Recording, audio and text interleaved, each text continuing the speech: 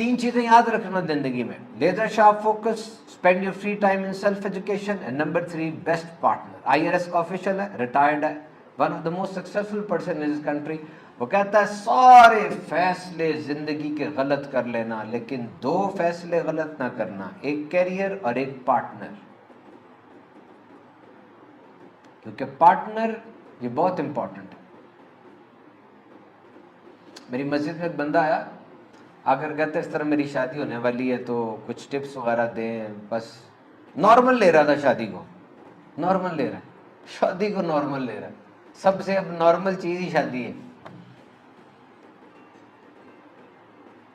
میں نے کہا بیٹا تجھے پتا تیری زندگی میں کون ہونے والا ہے؟ کہتا نہیں۔ میں نے کہا وہ جو ہر موت میں تیرے ساتھ روئے گی، اب ہر خوشی میں تالیاں مارنی اسے تیرے ساتھ، ناران کغان میں تیرے ساتھ، ہر ناشتے میں تیرے ساتھ، ہر چیز میں تیرے ساتھ، عام آدمی ہے وہ۔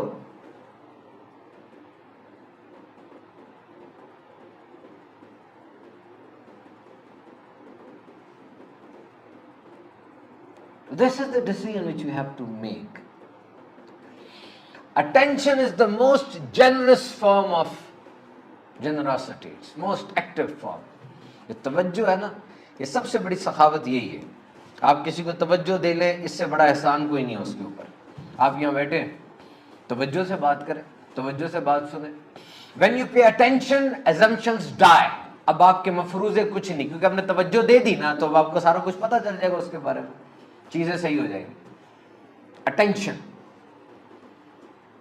جس کو میں نے لیزر شارپ فوکس کہا۔ اور اس کے لیے نا آپ کو اپنی باڈی میں کچھ چینجز لانی پڑتی ہیں اٹینشن کے لیے۔ جیسے میں 2-4 باتیں آپ کو بتاتا ہوں۔ CIA کا ایک آفیشل ہے، اس کا پوڈ کاسٹ تھا، and it is one of the most enriching podcast for me. I will invite you, I will share with you, go and search it out. I don't know the name of that person, but he has shared some tips which I'm going to share with you. آپ نے interviews دینے ہیں یا جب کبھی اساتذہ یا کسی بڑی پرسنالٹی ہائی پروفائل کے سامنے آپ بیٹھیں گے تو آپ نے کیا چیزوں کو مد نظر رکھنا ہے کہ اس کو لگے آپ انوالو ہیں۔ Number 1، the most important measurement in your body is in between your ear loop to your shoulder. یہ فاصلہ کتنا ہے آپ کا؟ This is important. یہ انگزائٹی ہے، ڈرا ہوا ہے، فیئر ہے، کم اس کو علم نہیں ہے، یہ ریلیکس ہے، اٹینٹو ہے، کریج ہے،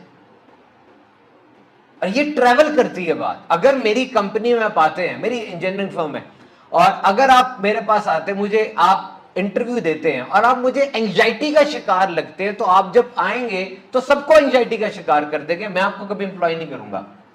یو ہیو ٹو ریلیکس۔ چھوڑے ایک دفعہ اپنے آپ کو، چھوڑ دیں، چھوڑ دیں گے نا، اب آپ ریلیکس ہو جائیں گے۔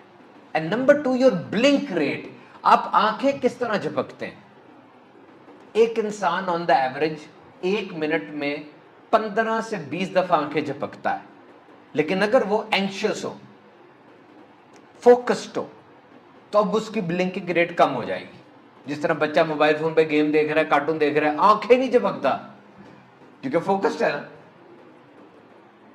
وہ کہتا ہے جب ہمارے سامنے مجرم آتے ہیں نا تو الفاظ پہ تو انحصار کرنا ہی نہیں ہے، کیونکہ وہ تو جھوٹ بول رہا ہے، کس طرح سے اس سے چیز لینی ہے۔ پھر کیوز ہوتے ہیں، وہ کہتا ہے لفظ بولتے ہیں، اشارے بولتے ہیں، پورے کمرے کی ایک زبان ہوتی ہے، چال بولتی ہے، آنکھوں کا ہلنا بولتا ہے۔ ٹیک دی سائنز اینڈ کیوز۔ یاد رکھنا، ابھی میں بیان کروں گا، یہ میرا بھائی، یہ شہزادہ ہے، یہ بیٹھ کے پینسل سے لکھ رہا ہے، یہ والا کیا نام ہے؟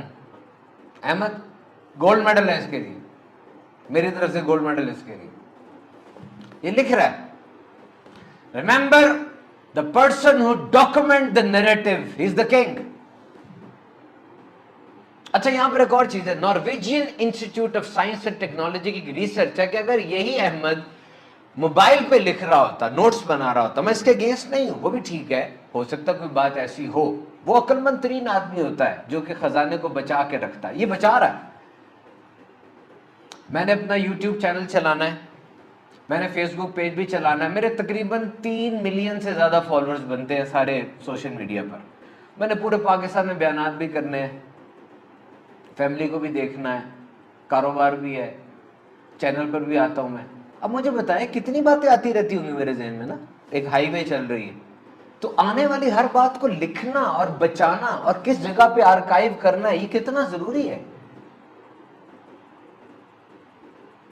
Norwegian institute of science and technology के मुताबिक नौजवान को, खास तौर पे जेन जी को, पेन और कॉपी से अपना रिश्ता नहीं तोड़ना चाहिए। उनके मुताबिक डॉक्यूमेंटरी रिसर्च मेरे पास। जब आप कंपोज करते हैं और टाइप करते हैं ना, टैप करके, उस वक्त वो चीज आंखों से और कान से जाती है और डायरेक्ट चली जाती है। जैसे पानी गया और निकल गया, कोई बीच में नहीं कुछ होता, डायरेक्ट निकल गई, खोखली। उनके मुताबिक जब आप हाथ से लिखते हैं ना तो वो पहले दिमाग में जाती है, प्रोसेस होती है, कंसोलिडेट होती है, प्रायोरिटाइज होती है और मुतल्लिका आर्काइव में जाके सज जाती है।